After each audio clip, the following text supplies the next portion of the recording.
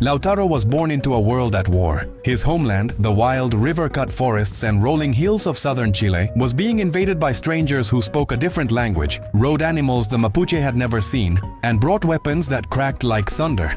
These invaders came with steel armor, crosses, and royal flags, but they also came with arrogance. They believed they had the right to take everything: the land, the gold, the bodies of its people. But what they did not realize was that the land they were trying to conquer had something they had never faced before. It had Lautaro. He was born around 1534 in Mapuche territory near the Biobío River. His real name was likely Leftraru, which means swift hawk in Mapudungun. The Mapuche people were not new to conflict. They had resisted the powerful Inca Empire before the Spanish ever arrived. Their society was decentralized, organized by clans, but they were unified in their love for the land and their refusal to be dominated. Children were raised with a deep respect for nature, a sense of responsibility to the community, and the strength to fight when necessary. In this culture, Lautaro was shaped, but his life would take a very different path. As a young teenager, Lautaro was captured by the Spanish. Taken to serve the conquistador Pedro de Valdivia, he became a stable boy and personal attendant. It was humiliating. He was forced to clean armor, fetch water, care for the very horses that trampled his people. But Lautaro paid close attention. He watched how the Spanish fought, how they trained their animals, how they disciplined their soldiers. He listened to their conversations and observed their tactics. The Spanish believed he was just another servant, submissive and invisible. But in truth, Lautaro was studying his enemy from the inside. During this time, Lautaro endured severe mistreatment. Spanish sources claim he was whipped and humiliated. But instead of breaking his spirit, it hardened his resolve. He began plotting escape. And when the moment finally came, around the age of 16, he didn't just flee. He exploded back into Mapuche territory like a lightning strike. His return was more than symbolic. Lautaro brought with him something the Mapuche had never had before: intelligence on the enemy. He understood how the Spanish structured their armies, how they relied on their horses for power, how their firearms worked, and where their vulnerabilities were. But most importantly, Lautaro had seen that they weren't gods. They bled like anyone else. They could be defeated. The Mapuche had long fought with spears, slings, and wooden clubs. Their warriors were brave, but they lacked organization against a highly trained European military. Lautaro began training warriors to operate in squads. He introduced concepts like flanking, misdirection, and sequential wave attacks. He taught them how to capture and ride horses, and how to target the legs of enemy cavalry to bring down their mounts. He turned fear into strategy.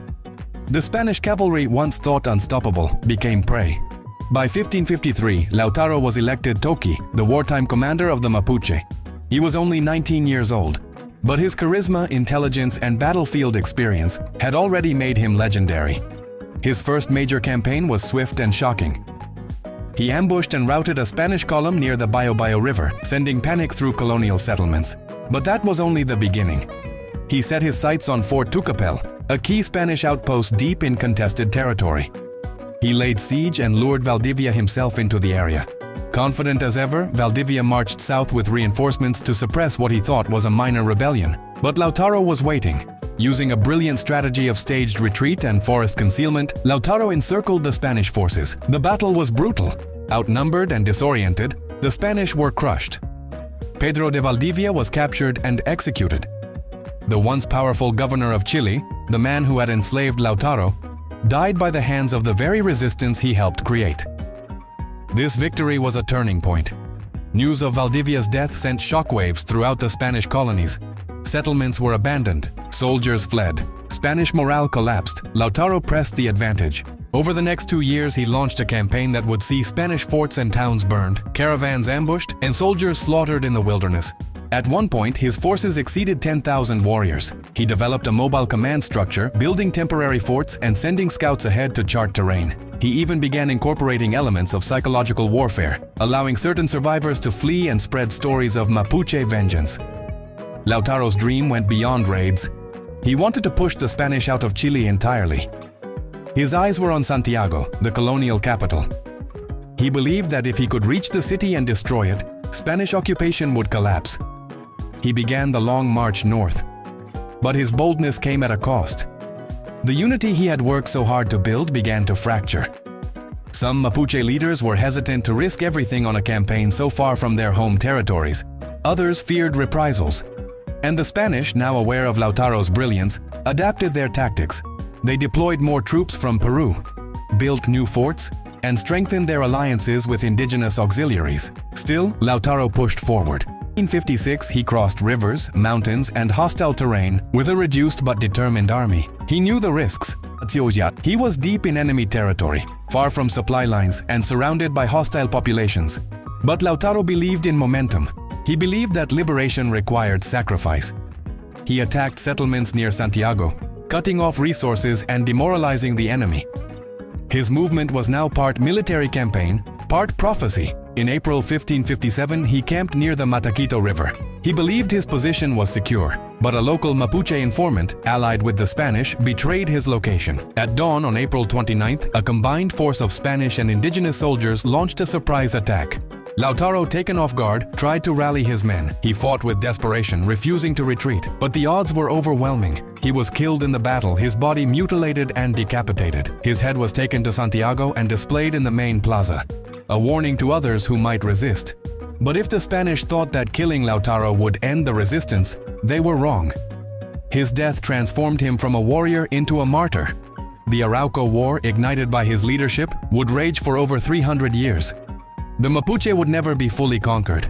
Even after Chile declared independence from Spain in the 19th century, the Mapuche continued to resist the Chilean state. To this day, they remain one of the most politically active indigenous communities in Latin America, still fighting for land rights, cultural recognition, and justice.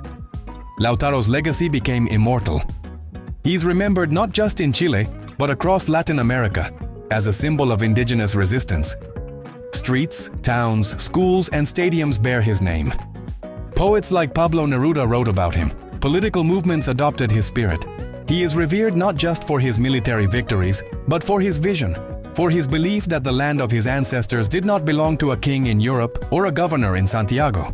It belonged to those who lived on it, protected it, and remembered its stories. He also left a deeper lesson. Lautaro's power came not from brute strength, but from understanding. He turned years of humiliation into strategy. He turned captivity into intelligence. He took the enemy's weapons and used them with more creativity than they could imagine.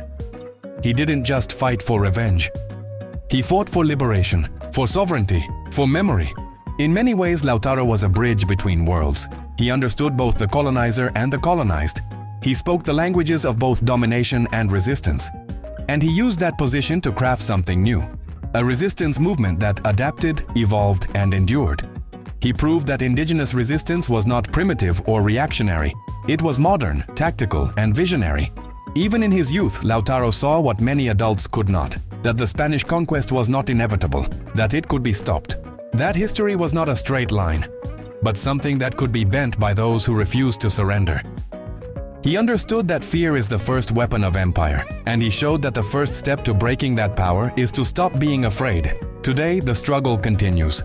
In southern Chile, Mapuche activists invoke Lautaro's name as they fight for their land, their rivers, and their right to exist on their own terms. They see him not just as a hero of the past, but as a symbol of the present. In a world still grappling with colonial legacies, Lautaro remains a reminder that the fight for freedom is never over and never forgotten.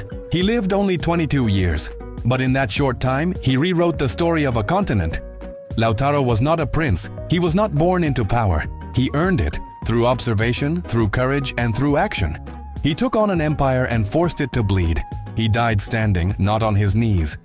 And that, more than anything, is why his name still echoes through the valleys, forests, and rivers of the land he loved.